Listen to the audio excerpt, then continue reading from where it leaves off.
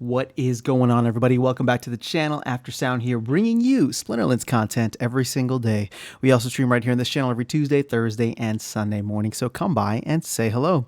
All right, well, I will be getting to the Town Hall video shortly, but in the Town Hall for today, they did release the stats for this incredibly adorably fierce, I don't know how you want, what kind of adjectives we can use for the Dragon Legendary Summoner, which is the final airdrop and the sixth and final summoner, or legendary summoner for Splinterlands, for Chaos Legion. Actually, I think that's incorrect. It is actually the seventh legendary summoner because we do have to include quicks, but I am digressing so much. Let's actually jump into what the stats are. And you can see here a stat buff here of +1 and then 2 abilities, which are Camouflage, the super surprising one, and Triage.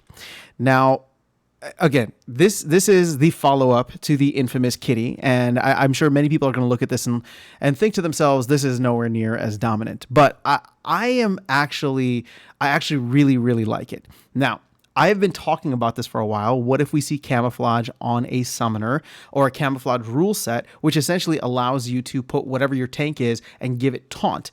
And we essentially got that because this will hide your entire back line. So you can essentially give any kind of frontline tank the taunt ability, and there won't be any kind of well, actually we're going to get into it in a second, but there won't be any kind of sneak, snipe, opportunity. None of that is going to work. Your up to 5 monsters in the back line are going to be safe.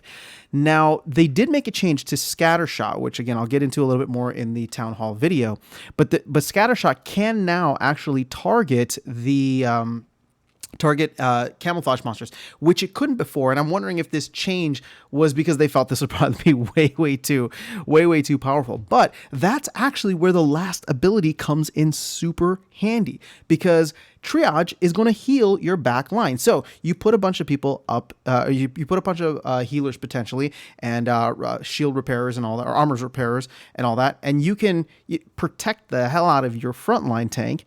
And then if there's any scatter shots that just mistakenly make their way to the back, well, now you have a summoner that will triage and heal the back line. So to me, I don't know, this is actually going to be really exciting.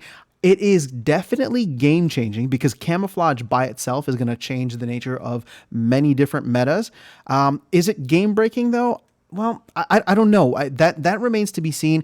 I would immediately say no, or at least right off the bat, I would say no, simply because we haven't seen any game breakers yet from Chaos Legion and the legendary summoners that have been airdropped. We've seen a lot that have changed the meta significantly, but what I'll be curious to see is what kind of combinations can you put with this. And so, shout out to Darkest Night. I was actually talking to him right after it dropped, and we were thinking about like what are the tanks that would make the most sense? Well, Chain Golem for one of them would be awesome. Why? Well, because he's got the shield ability and void, so you would be able to you'd be able to kind of stop or slow down all of the different attack types.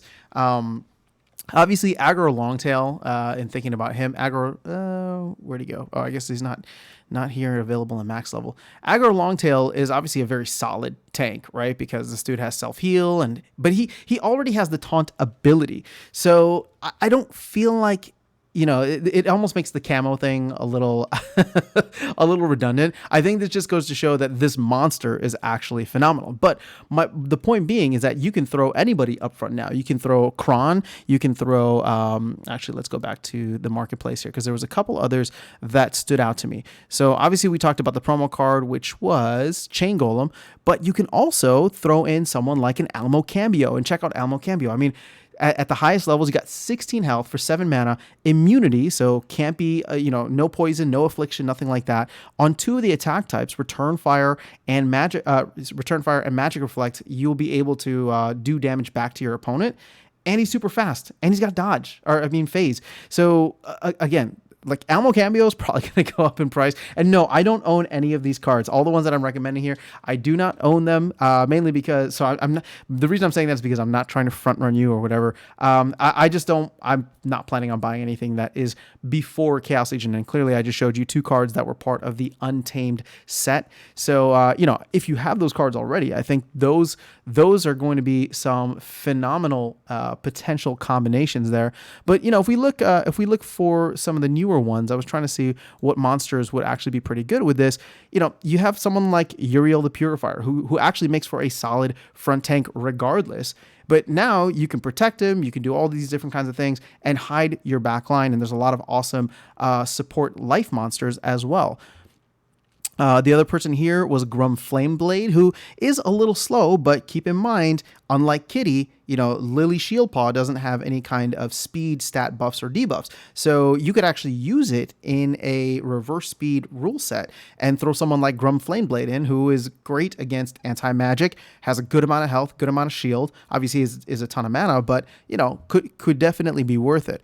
You know, and so again, just looking a lot across at a lot of these different monsters, I don't know. To me, it's actually kind of exciting. Let's go over to Rift Watchers now and see some of the monsters here. Now, obviously, Coral Lurker, another taunt monster that has changed the meta quite significantly.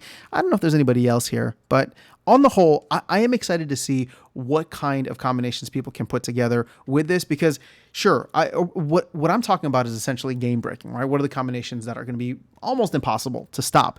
But you don't even necessarily need that. In a lot of smaller mana games, I think this could actually be really important. It's going to completely eliminate a lot of sneak teams, right? Or sneak or snipe teams or whatever the case is, or even opportunity teams. It actually debuffs, it doesn't debuff, but it essentially removes or reduces all those threats. So ultimately, I'm a big fan of Lily Shieldpaw. I am only slated to get, I think, 2 with the airdrop. So I will probably be setting aside some capital to make sure that I can get the rest at least up to gold level. But this is a card that I see that can actually make a decent dent. Now, again, I will probably be proven wrong in many ways. I'm sure somebody's going to come in and maybe there'll be awesome combos. Maybe there won't be. But ultimately, I'm very curious to know, what are your thoughts on Lily Shieldpaw, artwork, stats, all that fun stuff. Let me know in the comments below, and we'll discuss it more there. I'll catch you all in the next video and see you around the game. Take care.